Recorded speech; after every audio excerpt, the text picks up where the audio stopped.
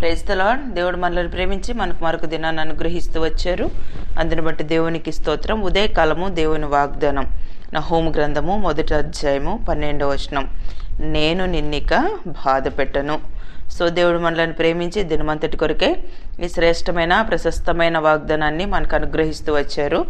నేను నిన్నిక బాధ పెట్టను. సో ఇక్కడ మనం దేవుని యొక్క వాక్యంలో చదివినట్లయితే, నేను నిన్ను బాధపరిచితినే, నేను నిన్నిక బాధ పెట్టను అంటే దేవుడు తన యందు యెహోవా ఉత్తముడు, శ్రమదినమందు ఆయన ఆశ్రయదుర్గం, తన యందు నమ్మిక ఉంచు వారిని ఆయన ఎరుగును అని ఇక్కడ వాక్యంలో రాయబడుతూ వచ్చింది. మనం అనేక సార్లు దేవుడు చూస్తున్నాడు, దేవుడు ఆయన తన యందు నమ్మిక ఉంచు వారిని ఆయన ఎరిగేటువంటి దేవుడు, శ్రమదినమందు ఆయన మనకు ఆశ్రయంగా ఉన్నటువంటి దేవుడు అని కొన్నిసార్లు ఎరిగి ఉన్నప్పటికీ కొన్నిసార్లు మనకున్న బాధను బట్టి మనం అయ్యో నేను ఇంకా బాధపరచబడుతున్నాను, ఈ సమయంలో దేవుడు నాకు తోడు లేడేమో అని అనుకుంటాం కదా. ఉదయకాలం దేవుడు మరలా మనకి జ్ఞాపకం చేస్తున్నాడు, నేను నిన్నిక బాధ పెట్టను. ఉదయకాలం నీకున్న పరిస్థితులను బట్టి నువ్వు అలా అనుకుంటున్నావేమో, ఏంటో ఈ పరిస్థితులన్నీ, దేవుడు నాకు ఆశ్రయంగా లేడేమో, సో దేవుడు అంటే దేవుని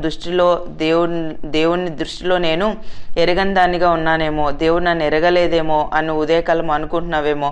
సో నీకున్న పరిస్థితులను బట్టి సో నువ్వు దిగులు పడుతూ బాధపడుతూ ఉన్నావేమో. దేవుడు ఉదయకాలం జ్ఞాపకం చేస్తున్నాడు, నేను నిన్నిక బాధ పెట్టను. ఇక్కడ మనం దేవుని యొక్క వాక్యంలో చదివినట్లయితే నినివే పట్టణం గురించి ఇక్కడ ఈ మాటలు రాయబడుతూ వచ్చాయి. మనం కూడా అనేక సార్లు పరిస్థితులను బట్టి దేవుని గురించి మనం దురాలోచన చేస్తూ ఉంటాం. కానీ ఉదయకాలం దేవుడు జ్ఞాపకం చేస్తున్నాడు, యెహోవాను గురించి మీ దురాలోచన ఏమి, బాధ రెండవ మారు రాకుండా అయినా బొత్తిగా దానిని నివారణ చేయను. మన దేవుడు ఎవరు అంటే, మనం కొన్నిసార్లు బాధపడినా కూడా ఆ బాధ రాకుండా అంటే మరలా అది రెండో మారు రాకుండా దాన్ని బొత్తిగా నివారణ చేసేటువంటి దేవుడు. ఇక బాధ పెట్టను అని ఉదయకాలం వాగ్దానం చేస్తున్నాడు అనమాట. ఒకవేళ దేవుడు మన బాధ పెట్టను అని సెలవిచ్చినప్పటికీ కొన్నిసార్లు దేవుని మన నమ్మక అవిశ్వాసంతో ముందు కొనసాగినట్లయితే ఇక్కడ వాక్యంలోనే రాయబడుతూ వచ్చిన చాలా భయంకరమైనటువంటి మాటలు దేవుడు ఇక్కడ రాస్తూ వచ్చారనమాట. అంటే దేవుని యొక్క కోపాగ్నికి ఎవరు కూడా దేవుని ముందు మనం నిలవలేం. సో దేవుడు మాట ఇచ్చాడు అంటే దాన్ని ఖచ్చితంగా నెరవేరుస్తాడు. ఉదయకాలం జ్ఞాపకం చేస్తున్నాడు, నేను నిన్నిక బాధ పెట్టానని.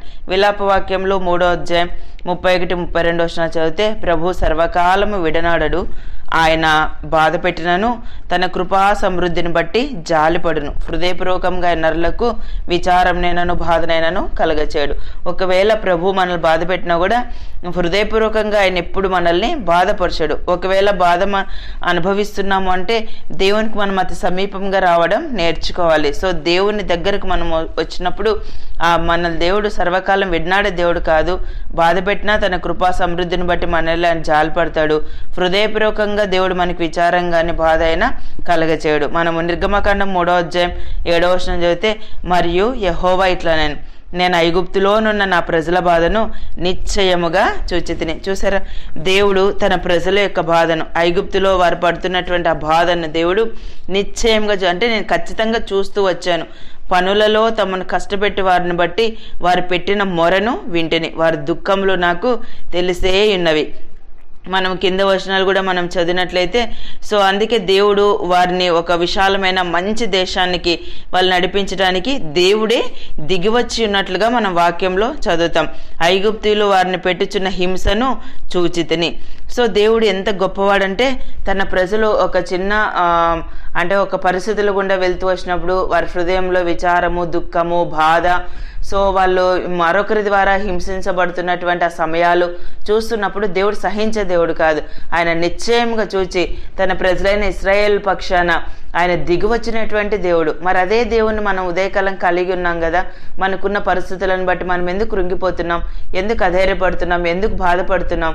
సో దేవుడు ఉదయకాలం జ్ఞాపకం చేస్తున్నాడు, నేను నిన్నిక బాధ పెట్టను. ఒకవేళ దేవుడు నా జీవితంలో లేడేమో అని నువ్వు అనుకొని కృంగిపోతున్నావేమో నీకున్న పరిస్థితులను బట్టి, దేవుడు నీకు మరలా జ్ఞాపకం చేస్తున్నాడు, నేను నిన్నిక బాధ పెట్టను. నీకున్న పరిస్థితులు అవి ఏవైనా సరే దేవుని యొద్దకు రా. దేవుడు నిన్ను చూస్తున్నాడు. ఇశ్రాయేల్ ప్రజలు నిశ్చయంగా చూసిన దేవుడు వాళ్ళ హింసను చూసిన దేవుడు, వారి దుఃఖములు తెలిసే ఉన్నామని సెలవిచ్చిన దేవుడు, ఉదయకాలం మన దుఃఖములు కూడా దేవుని తెలిసే ఉన్నాయి.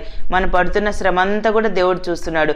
సో దేవుడు తన సమయంలో ఖచ్చితంగా మనకున్న పరిస్థితులన్నిటిని ఆయన బాగు చేసే దేవుడు. అందుకే ఉదయకాలం జ్ఞాపకం చేస్తున్నాడు, నేను నిన్నిక బాధ పెట్టానని. దేవుడు అనుగ్రహించిన ప్రశస్తమైన వాగ్దానం మన జీవితాన్ని కన్వయించుకొని ముందు కొనసాగినట్లు ప్రభు మనందరికీ సహాయం చేయను గాక. ప్రార్థన చేసుకుందాం. ప్రియమైన తండ్రి, మీకు వందనాలు యేసయ్య. మమ్మల్ని ప్రేమించి మాకు అనుగ్రహించిన ఈ శ్రేష్టమైన వాగ్దానాన్ని బట్టి స్తుతిస్తున్నాను ప్రభా. నేను నిన్నిక బాధ పెట్టినని సెలవిచ్చారు. ఉదయకాలం నిత్య జీవపు మాటలు వింటున్న మీ ప్రజలందరినీ కూడా జ్ఞాపకం చేసుకునండి. వారు వెళ్తున్న బాధ, హింస, శ్రమ మీరు సమస్తాన్ని చూస్తున్నటువంటి దేవుడు, పరిస్థితులన్నింటిలో కూడా చాలంత సహాయం మీరు అనుగ్రహించి కృప చూపుతూ రావాల్సిందిగా కోరుతూ యేసు ప్రభు నామమున ప్రార్థిస్తున్నాను తండ్రి. ఆమెన్.